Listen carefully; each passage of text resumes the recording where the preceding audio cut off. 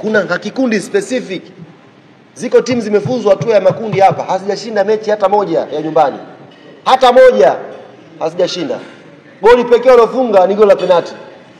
Semeni, lakini hiyo timu ndio timu bora. Yanga iliyoshinda mechi mbili, Yanga mbovu. Yanga ndio mbovu peke yake. Yanga ndio wachezaji wake viwango vimeshuka. Timu nyingine wachezaji wanaokimbia mawinga mpaka nje ya uwanja wako vizuri, hawaguswi hao. Hao viwango vyao viko top wao. Hao hawaguswi, wanaguswa wachezaji wa Yanga tu. Kuna mpango ovu umetengenezwa. Mimi nina experience miaka 13 kwenye media houses. Najua vitu vingi. Kuna mpango umetengenezwa na watu specific wanaifanya hiyo kazi. Kila mechi ya Yanga tafuteni kosa. Postini makosa, postini magoli, shambulieni wachezaji wa Yanga. Dhamira ni vita ya kisaikolojia. Kwanza tuwatengenezee pressure, confidence ya wachezaji ishuke, washinde kuperform.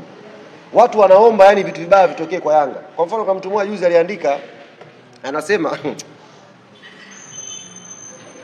huyu msemaji wa Yanga huyu ni mzuri, timu yake ilikuwa inashinda huyu. Timu yake ikifungwa sio mzuri. Ajenda mtu kaitengeneza hiyo kwamba msemaji wa Yanga ni mzuri, timu ilikuwa inashinda, timu ikifungwa sio msemaji mzuri. Kwa nini tumefungwa Malawi? Mtu kaibuka na ajenda yake.